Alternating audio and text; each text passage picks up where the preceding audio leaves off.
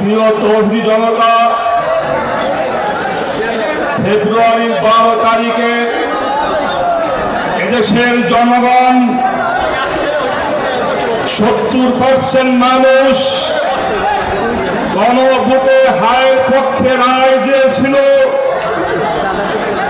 জনগণ চেয়েছিল সংবিধান সংস্কার করে আগামী দিনে একটি বৈষম্যহীন ইনসাফ ভিত্তিক বাংলাদেশ কায়েম করার জন্য।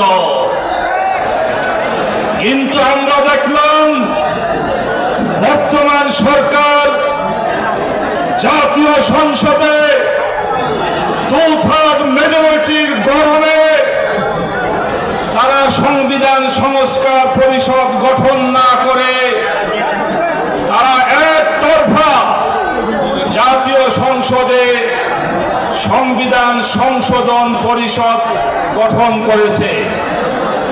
আমরা আজকে এই সমাবেশ থেকে সরকার গঠিত জাতীয় সংবিধান সংশোধন কমিটি ঘৃণা করে প্রত্যাখ্যান করলাম। দেশের জনগণ একমাত্র সংবিধান সংস্কার কমিশন দেখতে চায়, কোন সংশোধন কমিশন দেখতে চায় না। প্রিয় ভাইরা, আমরা দেখেছি বর্তমান প্রধানমন্ত্রী তারেক রহমান নির্বাচনের আগে গণভোটে হায়ের পক্ষে ভোট চেয়েছিল।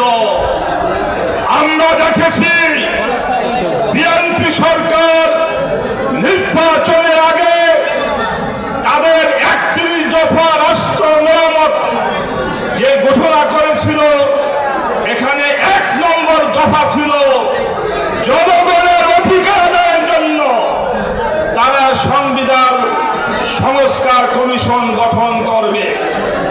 আজকে বিএনপি ক্ষমতায় গিয়ে তাদের নিজেদের দেওয়া ওয়াদা তারা ভঙ্গ করেছে। আমি জিজ্ঞাসা করতে চাই, যারা ওয়াদা ভঙ্গ করে তাদেরকে কি বলে বলেন? আজকে প্রমাণ হয়েছে বিএনপি সরকার তারা তাদের দেওয়া ওয়াদা ভঙ্গ করে আজকে তারা মুনাফিকের রাজনীতি শুরু করেছে, ধোঁকাবাজির রাজনীতি শুরু করেছে। পরিষ্কার কথা, এদেশের জনগণ কোন ধোঁকাবাজির রাজনীতি চলতে দেবে না ইনশাআল্লাহ। প্রিয় দেশবাসী, আমরা দেখেছি তারেক রহমান সাহেব উনি অনেক ভালো ভালো কথা বলেন, যেটা মানুষের হৃদয়কে আকৃষ্ট করার চেষ্টা করেন। কিন্তু তারেক রহমানকে বলবো, আপনি তৃণমূলে আপনার দলের সন্তানদেরকে খোঁজ নিয়ে দেখেন, আপনার দলের সোনার ছেলেরা আজকে তৃণমূলে চাঁদাবাজি, সন্ত্রাসী, দখলবাজি, মাদক কারবারিতে লিপ্ত রয়েছে। আজকে সারা বাংলাদেশে চাঁদাবাজি কারা করে? বিএনপি করে। দখলবাজি কারা করে? বিএনপি করে। মাদক কারবার কারা করে? বিএনপি করে। আমরা গত কয়েকদিন আগে দেখলাম যারা মাদক পাচার করে বাংলাদেশে তারা আমাদের স্বরাষ্ট্রমন্ত্রীকে চিনে ফেলছে। আমরা দেখলাম স্বরাষ্ট্র মন্ত্রণালয়ে স্টিকার গাড়িতে লাগিয়ে আমার বাংলাদেশের মাদক ঢোকার চেষ্টা করেছে। আজকে জাতি জানতে চায় আসলে ওই গাড়ি স্বরাষ্ট্র মন্ত্রণালয় ছিল না মাদক কারবারিদের ছিল, জাতি আজকে জানতে চায়। পরিষ্কার কথা বলি, আপনারা শুধু খাল খনন করে আর কিছু কিছু গাছ লাগিয়ে এবং ফ্যামিলি কার্ড বিতরণ করে আপনারা দেশে শান্তি প্রতিষ্ঠা করতে পারেন নাই, পারবেন না। আজকে দেশের মানুষ চাঁদাবাজি, দখলবাজির কারণে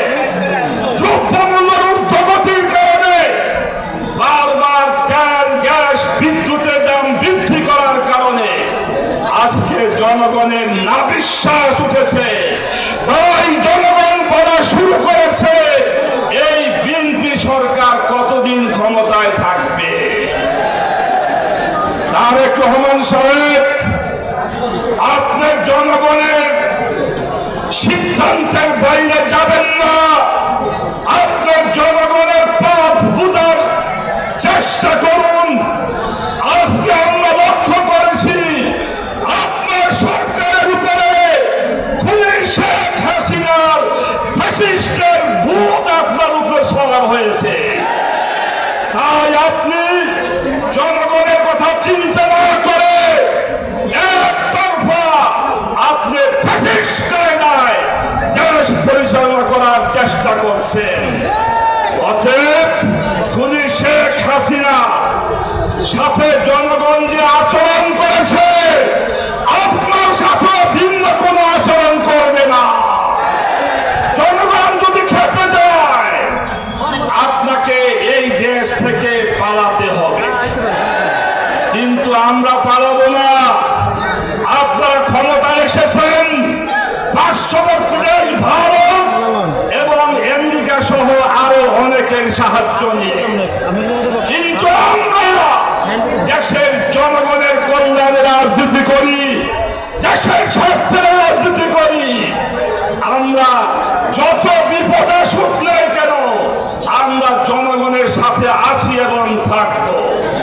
তাই পরিষ্কার শেষ কথা হলো, আপনি জনগণের পালস বুঝে অবিলম্বে গণভোটের রায় কার্যকর আপনি করুন। শেষ কথা হলো, আপনি একটা স্লোগান দিচ্ছেন যে সবার আগে বাংলাদেশ, বলে না কি বলেন? আমি জিজ্ঞাসা করতে চাই, আজকে প্রায় এক সপ্তাহ যাবত বাংলাদেশের চট্টগ্রাম কক্সবাজার সহ বৃহত্তর একটি এলাকা আজকে বন্যায় ডুবে আমার ভাইদের অবস্থা বেহাল অবস্থা। এই চট্টগ্রামে বন্যার্তদের পাশে আমিরে জামাত গিয়েছেন, মাওলানা মাহমুদুল হক গিয়েছেন, আরো নাহিদুল ইসলাম গিয়েছেন, আরো অনেকেই গিয়েছেন, কিন্তু আপনি কেন গেলেন না? আপনার দেশের প্রধানমন্ত্রী, আপনি বলেন সবার আগে বাংলাদেশ। না, আপনার এই চট্টগ্রামে না যাওয়ার দ্বারা প্রমাণ হয়েছে সবার আগে আপনার ক্ষমতা, সবার আগে আপনার ক্ষমতা। জনগণ চাইলে আপনার ক্ষমতার যে কোনো মুহূর্তে ছিনিয়ে নিতে পারে। তাই আমি আপনাকে জনগণের পালস বুঝে জুলাই সনদ বাস্তবায়ন, জুলাই যোদ্ধাদের সকল ধরনের সহযোগিতা এবং গণভোটের রায় কার্য করুন। আপনিও ভালো থাকবেন, আমরাও ভালো থাকবো। অন্যথায় কি হবে জানি না, সেটা জানেন আমিরে জামাত জানি কি হবে। তাই আমি সবাইকে ধন্যবাদ জানিয়ে আমার বক্তব্য শেষ করছি। খোদা হাফেজ। বাংলাদেশ